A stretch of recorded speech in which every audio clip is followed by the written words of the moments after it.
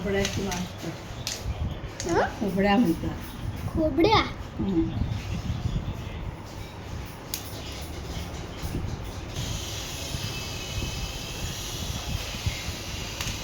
ह्याला काय बोलतात? खोबड्या. कुबड्या. अच्छा. Hello, good evening. कसे आहात सगळे? परत एकदा माझ्या नवीन एका व्हिडिओमध्ये सगळ्यांचं स्वागत आहे. आजचा व्हिडिओ संध्याकाळपासून सुरुवात केली आहे व्लॉगची. तर ती मच्छी तुम्ही बघितलाच असाल, याला गुबड्या म्हणतात. तर ती मी सुरुवात केली आहे बनवायला. 3 प्रकारच्या मच्छ्या मम्मी घेऊन आली आहे, कारण आज घरी नणंद आली आहे माझी आणि तिची मुलगी, दोघीजणी आल्या आहेत. तर मम्मी 3 मच्छ्या घेऊन आले, तर त्याच आता बनवायला सुरुवात केली आहे जेवणाला. तर ते मम्मीने साफ केला, ती तुम्ही बघितलीच असेल. त्याचं सुकं बनवायचं आहे, तेच सुरुवात केली बनवायची. कांदा तव्यावर घातला आहे, परतला आहे, त्याच्यामध्ये आलं लसूणची पेस्ट घातलेली आहे.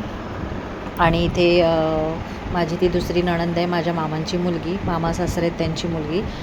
ती हॉलमधून मला विचारते की वहिनी तू फ्री आहेस का 24 तारखेला? तर म्हटलं हो आहे सध्या तरी, कारण तिला मेहंदी काढायची होती. तर माझा अथर्व साईडने बाजूला बसलेला, तो म्हणतो की मम्मीला मेहंदी नाही आहेत काढायला. तर हसायला आलं मला, कारण त्याने बघितलंच नाही मला मेहंदी काढताना, कारण मी आता सहसा नाही काढत मेहंदी. तेच चाललेलं थोडंसं संभाषण. तेच बोलता बोलता माझं काम पण चालू होतं. कांदा परतून घेतला आहे मी, त्याच्यामध्ये सगळे मसाले घातले आहेत, तिखट वगैरे. आणि ही जी मच्छी बघा तुम्ही, ती घातली आहे त्याच्यामध्ये. गुबड्या ह्याचं सुकं बनवायचं आहे मला, म्हणून ते तव्यावरच करायला घेतलं. ते होत आलं ऑलमोस्ट. थोडंसं पाणी घातलं त्याच्यामध्ये आणि वाफेवर शिजवायला ठेवलं. त्यानंतर सुरमई मच्छी असते ना, ती घेतली करायला. त्याला मसाला वगैरे आधीच लावून ठेवलेला. तर इथे तांदळाचं पीठ घेतलं आहे मी, त्यात थोडा मसाला घातला आहे तिखट. आणि मच्छी फ्रायसाठी त्याची तयारी सुरू आहे साईडला. ते फ्राय करायचे होते, ते करायला घेतले. फ्राय करून ती दुसरी मच्छी, ते गुबड्या काय असतं ना, ते झालं बनव. सुरमई फ्राय करायला घेतली फटाफट. एका साईडला दुसरं ते मोदकं असतात ना, मोदकं व्हाईटवाले, छोटी मच्छी, त्याचं सार बनवायचं होतं. त्याचं वाटण, त्याची तयारी करायला घेतली. आणि त्याचबरोबर तीर्थाचं पण खिमटीची वेळ झाली होती, तिची पण जेवायची वेळ झाली होती, म्हणून ती बनवायला घेतली साईडला. सगळं चारी साईडने एक एक काम चालू होतं माझं. तीर्थाची खिमटी मी अशी बनवून ठेवते एक डब्बा भरून, म्हणजे ती बरी पडते. नंतर ती संपत आली की मग परत दुसरी बनवून ठेवते. एका साईडला माझं ही सुरमई मच्छी पण होत आलेली. आणि ती मोदकं असतात ना, व्हाईटवाली सफेद मच्छी, त्याचं सार बनवायचं होतं, तर त्याचं पण वाटण करून घेतलेलं. त्याच्यामध्ये मी कांदा, खोबरं, ओलं खोबरं, कांदा, टॉमॅटो, आलं लसूण आणि धने असं मिक्सरला वाटायला घेतलेलं. आणि ते सगळं वाटून घेतलं.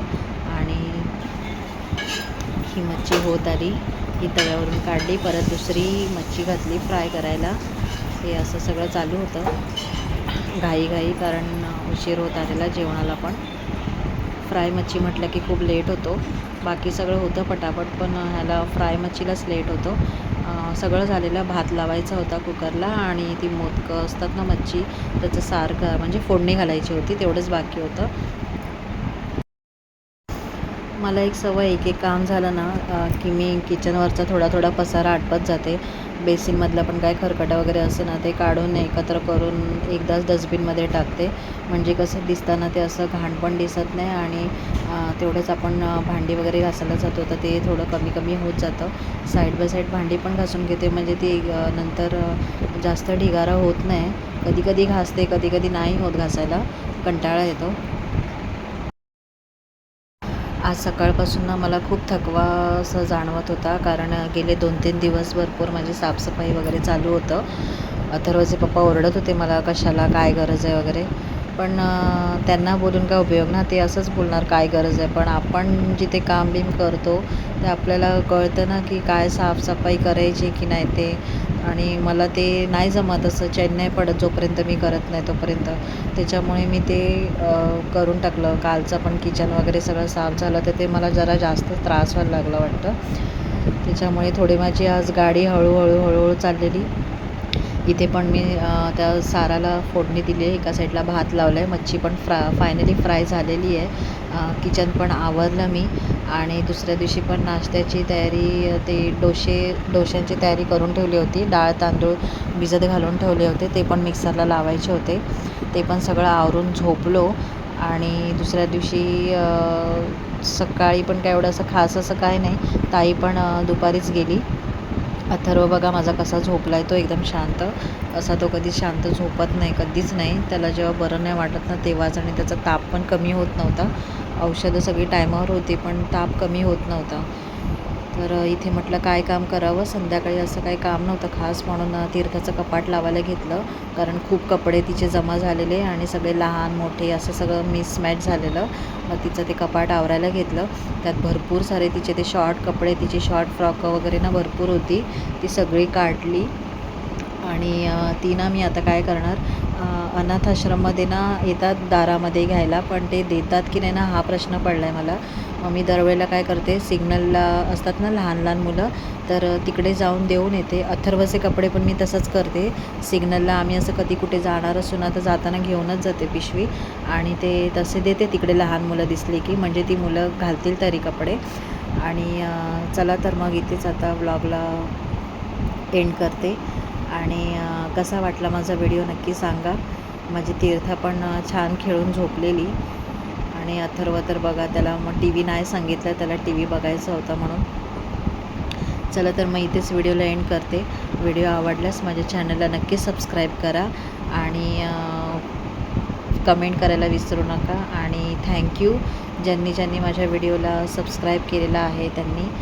असेच नवीन नवीन व्हिडिओ मी बनवायचा प्रयत्न करेन. थोडंफार काय चुकत असेल तर त्यासाठी सॉरी. अजून मी शिकते, एडिटिंग वगैरे मला प्रॉपर असं जमत नाही. आणि तीर्थाचे कपडे बघा केवढे सारे, भरपूर पिशवी भरलेली आहे. खूप छान छान फ्रॉक आहेत त्याच्यामध्ये. बघूया कोण असं लहान बाळ वगैरे असेल ना तर त्यालाच देईन मी. अशी हे आश्रममधल्या वगैरे नाही देणार, कारण काय माहिती ते लोक देतात की नाही ते, म्हणून त्यासाठी. ठीक आहे, चला तर मग भेटूया नेक्स्ट ब्लॉगमध्ये. बाय.